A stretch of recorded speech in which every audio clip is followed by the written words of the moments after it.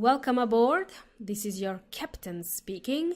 Today we are going to learn new phrases related to booking flights. So buckle up and enjoy your flight.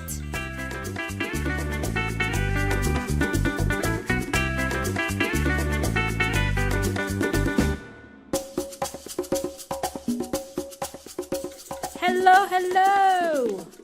Hey guys and girls. You are listening to the English Made Simple show. This is episode number 173, number 173, número 173. Welcome amigos y amigas to another episode of the English Made Simple show. My name is Milena from EnglishMadeSimple.net, EnglishMadeSimple.net.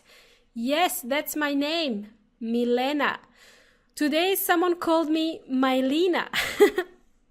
Mylena. And last week my yoga teacher called me Melania. Melania sounds very familiar. Where did I hear that name before? It was on TV, I'm sure, in the news maybe. Okay, it's fine. I don't mind what you call me as long as you remember that I'm the one from EnglishMadeSimple.net, EnglishMadeSimple.net. Cool bananas. So I trust you've been well. I hope you learned some new phrases from last week. Last week we were at the hotel. We're kind of going reverse. Now we are going to book flights, okay? Today is going to be a bit different. Today we are going to carry on from last week. The topic is still hospitality and tourism. However, today we are going to talk about how to book flights. And I will also share a personal story, something that happened to me. It's a rather embarrassing story, I have to say. It's a story of how I missed my flight to Cuba. So stay tuned till the end of the show. You're gonna hear that at the end of the show. Right, let me begin by asking you this question. When you organize your holidays, how do you book your flights? Do you go to the travel agent and ask them to book a flight for you? Or do you do it yourself? You go online on the internet and then book the flights yourself. You don't need to engage a travel agent. Well, some of you might talk to a travel agent to organize your flights, which is fine. Some of you like doing that or they feel comfortable talking to a travel agent. I actually prefer doing that if I'm traveling internationally, if I'm traveling from one country to another. However, if I were to travel domestically, which means from a city to another city in my country of residence, then I wouldn't mind booking the flights myself, okay? I wouldn't mind doing it myself. I would go online and search for different airlines that fly nationally, that do national flights, they fly domestically, and then I would book a flight myself. I'll just do it myself. I normally wouldn't have any luggage to check in, just a carry-on luggage packed with essentials. Carry-on luggage is the luggage that it's like a bag that we take with us when we go on the plane, and we put it in one of those compartments. It's a small bag, it's not a big luggage. Okay, let's quickly talk about the vocabulary I used here. To book a flight, it means to buy an airfare and travel by plane. To buy a ticket and travel by plane. Flight is a noun and it is spelled as F-L-I-G-H-T. So many silent letters in this one. So many silent letters. I think you pronounce 3 of those. And then you just add random ones in there. Flight. Okay. According to Weon Inteligente or the online dictionary, he's making an appearance in almost every episode now. Okay, he's back. Flight means The action or process of flying through the air, okay? It's a flight. In Spanish, flight means vuelo, and the word airfare means the plane ticket. I'll give you an example. Like, for example, how much was your airfare from Santiago to Mexico City? So instead of saying a ticket, you say airfare. Okay, by now you should be familiar with the verb to book because we used it in the last episode. I also mentioned just earlier that when I go to book flights, I would go on the internet and search for different airlines that offer domestic flights. So airlines or carriers are companies that transport passengers, people like us, they transport people, or sometimes they transport freight, stock or goods, parcels, packages, and things like that. Let me give you some example of airlines. The national airline of Australia is called Qantas Airways. The national airline of New Zealand is called Air New Zealand.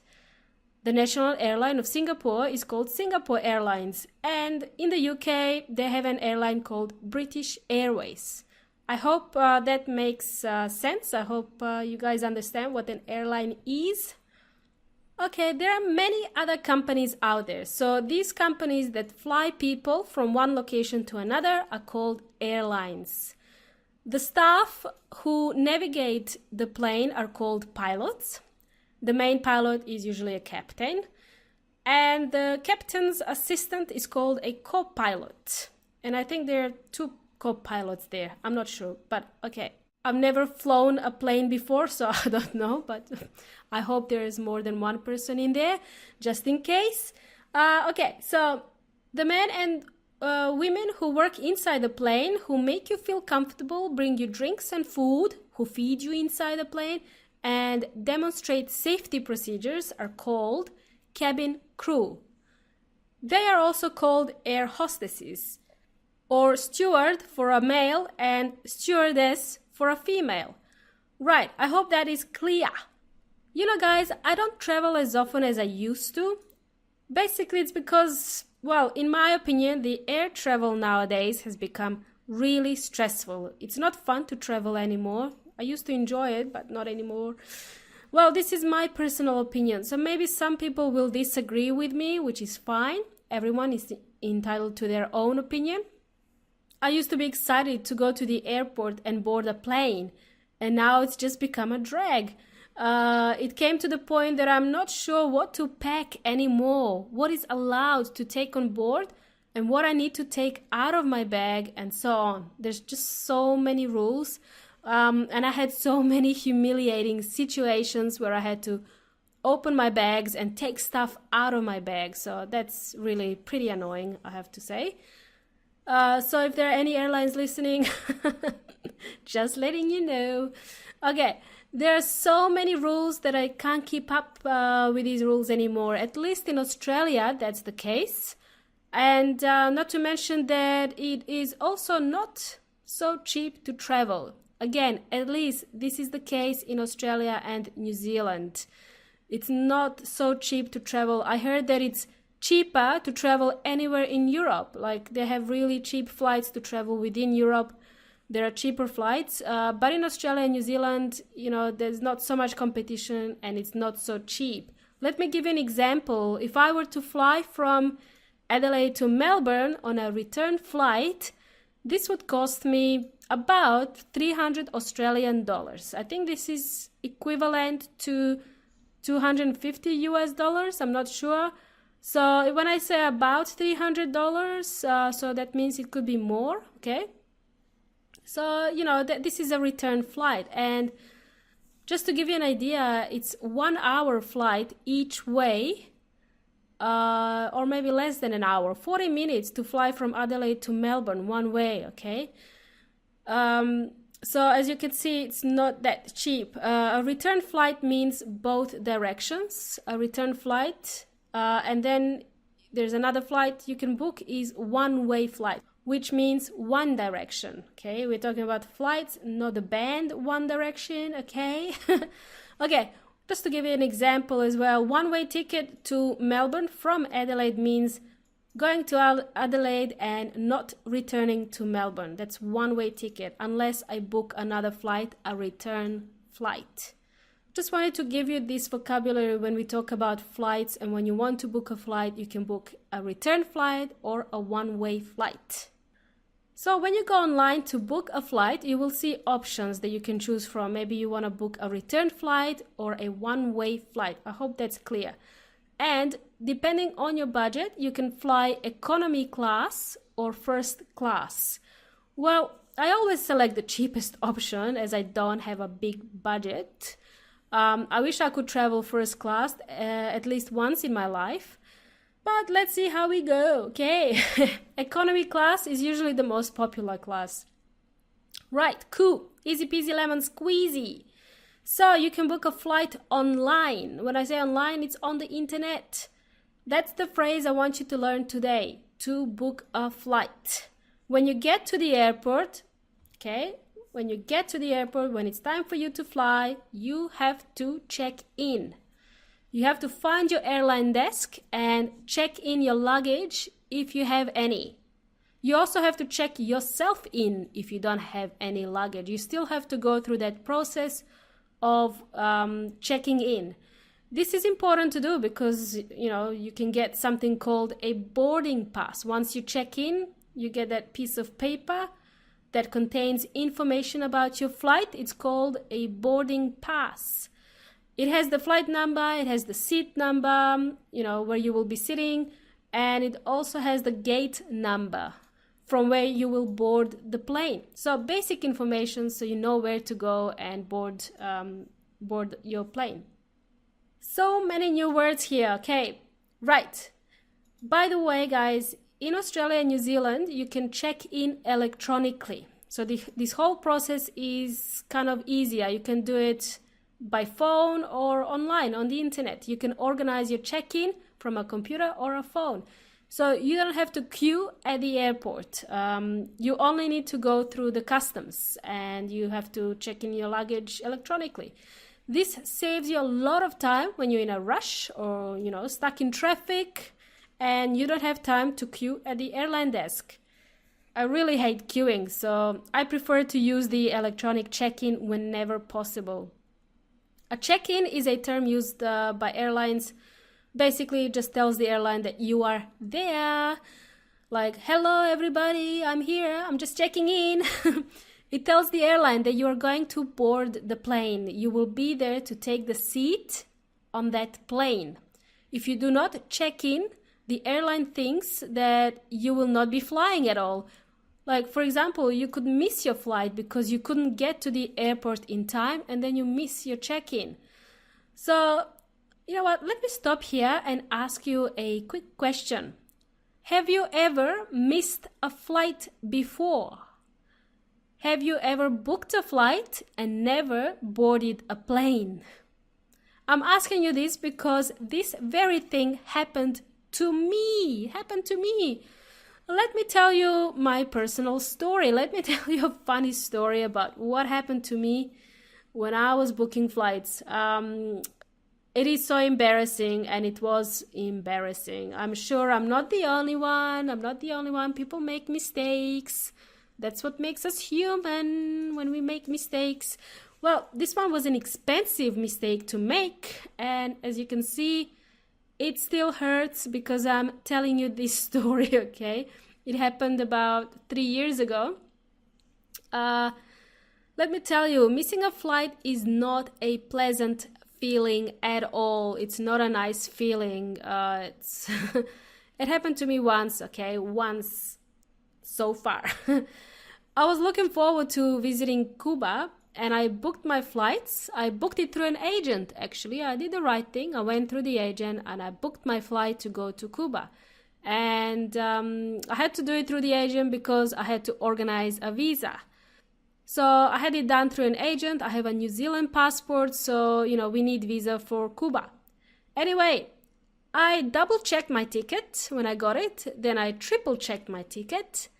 And it said on the ticket that I was supposed to fly on a Wednesday at 5 minutes past midnight. The departure time was showing on the ticket as 0005, 5 minutes past midnight on that Wednesday. I didn't really click. I was having a blonde moment, okay? I didn't click at all. This expression, I didn't click, means that I didn't really think what this meant. I didn't register what it meant 5 past midnight, 5 minutes past midnight. A really blonde moment. My first thought was that I have to go to the airport on Wednesday, okay? I saw it on the ticket, it says Wednesday, but that wasn't true. I had to be at the airport on Tuesday and then wait until the clock hit midnight because that's the start of Wednesday. Duh! How stupid of me. I learned my lesson, okay? I really did. Now, I just wanted to share this story with you so you can really take care next time you book your flights. Take time to check your tickets, especially for the flights that take place early in the morning, like midnight, 1 a.m. or 2 a.m., okay? It's there to trick you and to really confuse you, okay? Well, you've been warned. Don't make the same mistake I did. I hope this story helps you not to make the same mistake I did. All right, and what's your story? Did you do anything this ridiculous when you were booking your flights? I hope I'm not the only one. Okay, guys, before we end today's show, let me just explain a couple of more phrases I used earlier before I told you my story. So I mentioned check-in. You get to the airport to check in, or you can do an electronic check-in if the airlines allow you. Once you check in, you get a boarding pass. I have explained earlier what a boarding pass is. It contains all the details about your flight. To board a plane means to get on the plane. You use the same word when you go onto a ship, a cruise ship, for example. To board a ship or to board a plane, to get inside a plane. That's the expression. Once you're there, you take a seat. Once you're inside the plane, you take a seat. Seat is spelled as S-E-A-T. It is a noun. Seat. And the verb is to sit. S-I-T. So it's a short E. Sit. So you take a seat or you have a seat. You can use either of these. Take a seat or have a seat. And remember, the noun has a longer sounding E, seat, and the verb is to sit, to sit. Cool. The boarding pass will tell you what seat you should be sitting in. Cool bananas. I hope this makes sense now. Lots of new vocabulary for you guys today. Hopefully you were able to follow me. And we are approaching the end of today's show, amigos y amigas. Remember, you can listen to this podcast on SoundCloud, iTunes, Stitcher, or Podcast Republic app if you are using Android phone, or even YouTube. You can listen to it on YouTube, whatever you prefer. And don't forget, you can read the transcript to all of the episodes at EnglishMadeSimple.net. Thanks for joining me today. Thank you for listening to yet another awesome episode of the English Made Simple show. You've been an amazing audience and you've been jamming with Milena from English Made Simple. Have a great rest of the week. Until next time, hasta la próxima.